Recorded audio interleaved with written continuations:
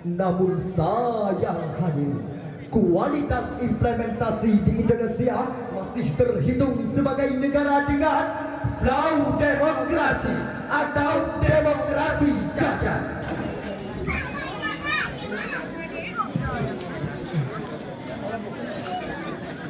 Assalamualaikum warahmatullahi wabarakatuh.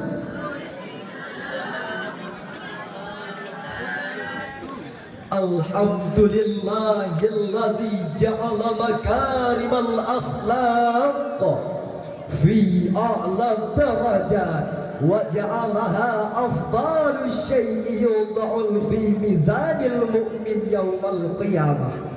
Assalatu wassalamu ala rasulillah wa ala alihi wa ashabihi wa man tabi'a risalatahul azizah.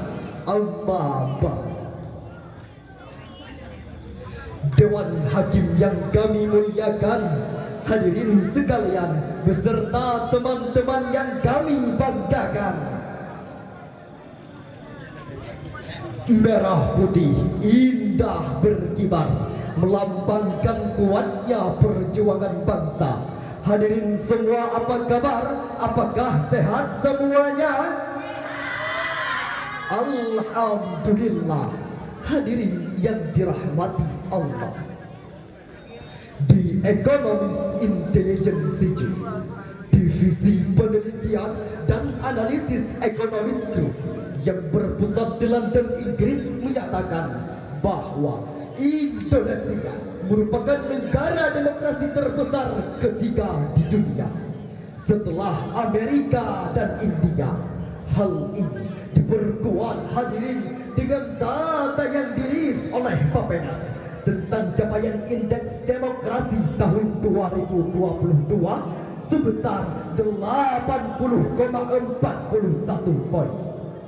Namun sayang hadirin, kualitas implementasi di Indonesia masih terhitung sebagai negara dengan flau demokrasi atau demokrasi cacat. Tidak dapat kita pungkiri bahwa esensi demokrasi tidak seutuhnya kita rasakan. Demokrasi sering dijadikan kemasan untuk memanipulasi dan kepentingan pribadi.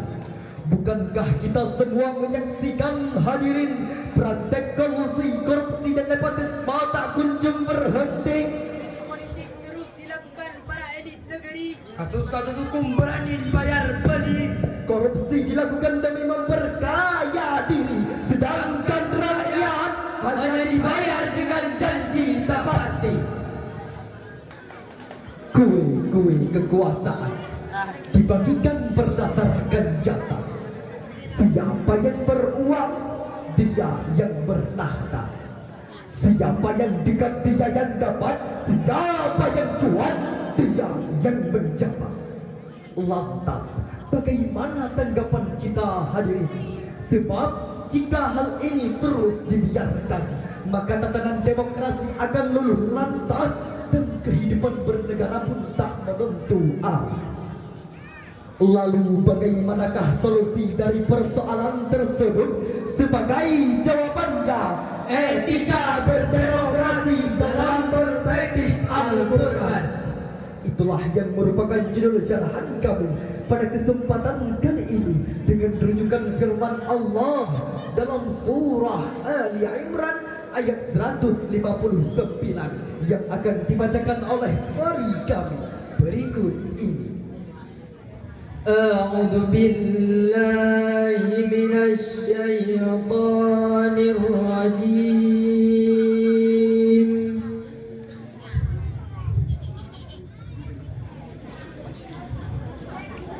Bismillahirrahmanirrahim.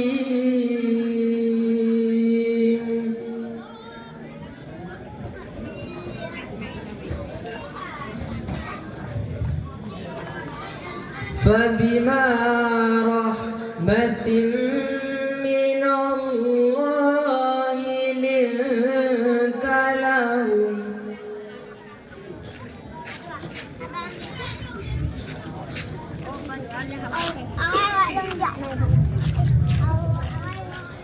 ولو كنت فظا غليظ القلب لانفضوا من حولك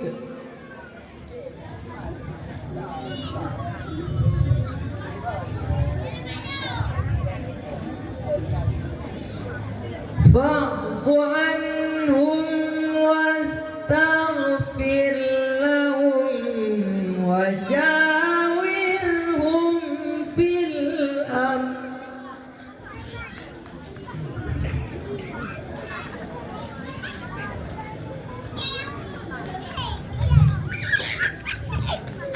فإذا عزمت فتوكل على الله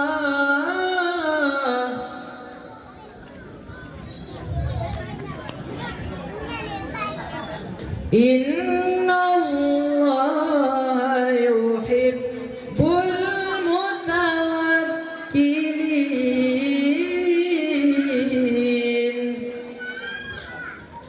Aku berlindung kepada Allah dari godaan-godaan syaitan yang terkutuk.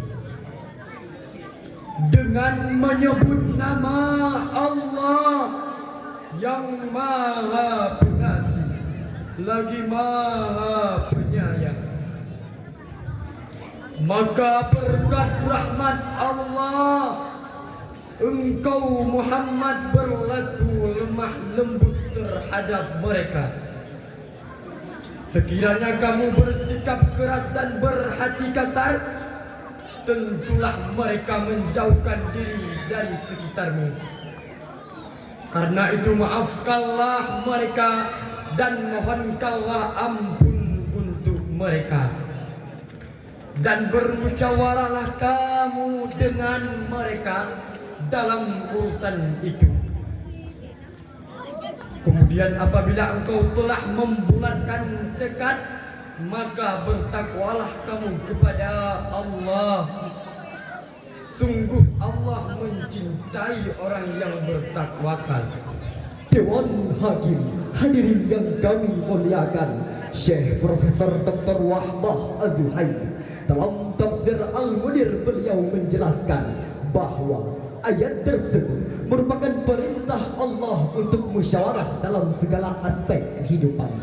Ayat tersebut diawali dengan kalimat fi'il amr wa syawirhum fil amr. Kaidah usul fikih menyatakan al-aslu fil amri lil wujub. Pada suatu perintah adalah wajib. Hal ini sejalan dengan A'id Al-Qarni dalam tafsir Al-Muyassar beliau menjelaskan ay wa syawirhum fil umur allati tahtaju ila musyawarah, yakni bermusyawarahlah kalian dalam setiap perkara yang harus dipermusyawarahkan. Kemudian timbul pertanyaan, bagaimanakah prinsip musyawarah di Indonesia?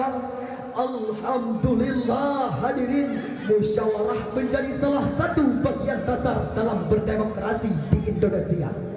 Sebagaimana yang termaktub dalam Pancasila sila keempat yang berbunyi, kerakyatan yang dipimpin oleh hikmah kebijaksanaan dalam permusyawaratan perwakilan. Kita bangga hadirin dengan perwujudan demokrasi di Indonesia yang tidak bertentangan dengan ajaran agama, seperti terselenggaranya pemilihan umum, terlaksananya musyawarah mufakat, berdirinya lembaga-lembaga negara, dan adanya kebebasan berpendapat. Betul hadirin. Namun sayang hadirin, yang menjadi ironis dan memprihatinkan, menurut pengamat politik Biosigit Prasetyo, di tahun 2024 yang lalu nilai demokrasi mengalami degradasi. Hal ini dibuktikan dengan munculnya 205 kasus pelanggaran terberat di antara semua pelanggaran pemilu. 57 kasus pelanggaran hukum, 50 kasus pelanggaran administrasi, dan 10 kasus pelanggaran pidana. Hal ini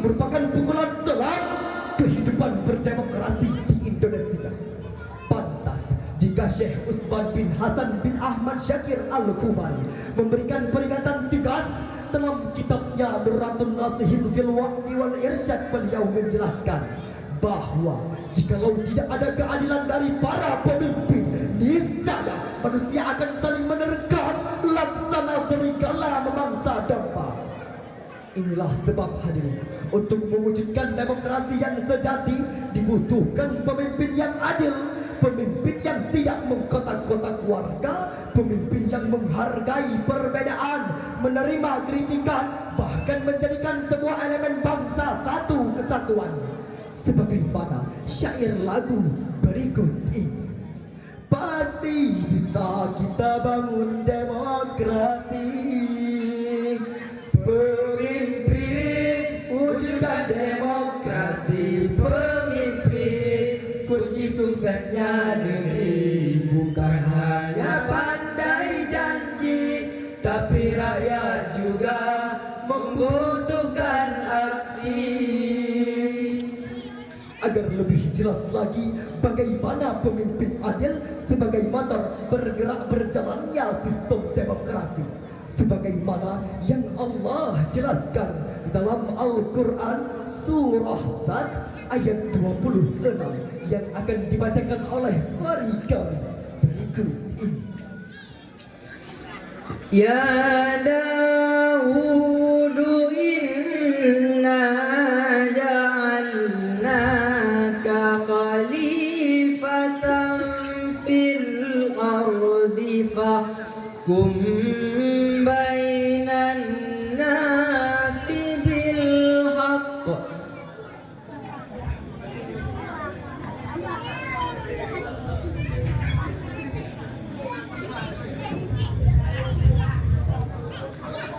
Fahkum bainan nasi bil haqqi wa la tattabi'il hawa fayudillaka an sabilillah.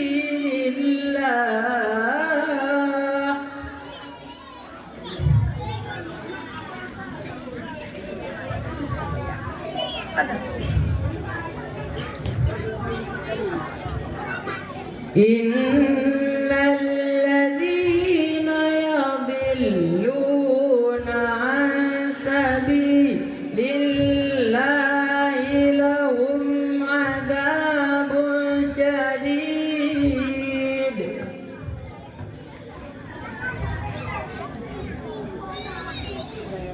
Lahum adzabun syadidun bima nasu yaumal hisab.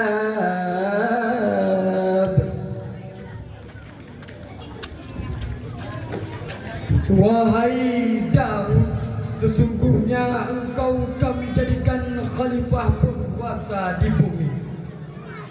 Maka berilah kami keputusan perkara di antara manusia dengan adil. Dan janganlah engkau mengikuti hawa nafsu, karena akan menyesatkan engkau dari jalan Allah. Sungguh orang-orang yang sesat dari jalan Allah akan mendapat azab yang berat, karena mereka melupakan hari perhitungan.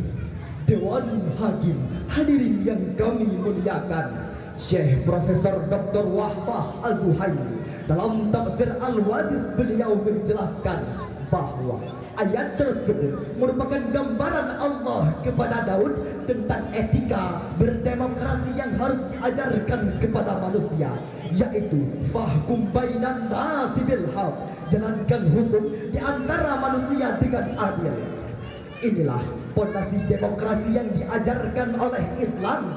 Inilah akhlak kepemimpinan yang ditampilkan oleh baginda Rasul. Dan ini pula hadirin yang harus menjadi karakter setiap pemimpin di Indonesia, agar terwujudnya hukum yang berwibawa, Indonesia berjaya, dan kehidupan berdemokrasi yang semakin terasa nyata.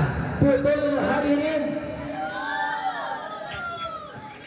Hadirin, sebagai kesimpulan dari syarahan kami, Indonesia merupakan negara demokrasi terbesar di dunia yang mengalami pasang surut dalam perjalanannya. Tetapi sebagai bangsa yang tangguh, kita harus berjuang untuk mewujudkan demokrasi yang sesungguhnya. Prinsip dasarnya telah terdapat dalam Al-Quran, yaitu musyawarah dalam mengambil kesimpulan, menghargai perbedaan, serta lahirnya pemimpin yang mampu menegakkan keadilan. Demikianlah syarahan yang dapat kami sampaikan. Lebih dan kurang mohon dimaafkan. Dan akhirnya, Sadaqallahul Azim. Maha benar Allah atas segala firman-Nya. penutup kata Pantun Karmina. Dulu bersama, sekarang lupa. Hati yang kosong teruslah mengaji. Kita wujudkan Indonesia jaya dengan berjuang membangun demokrasi. Wallahu al-muwafiqin aqwamit tariq. Wassalamu alaikum warahmatullahi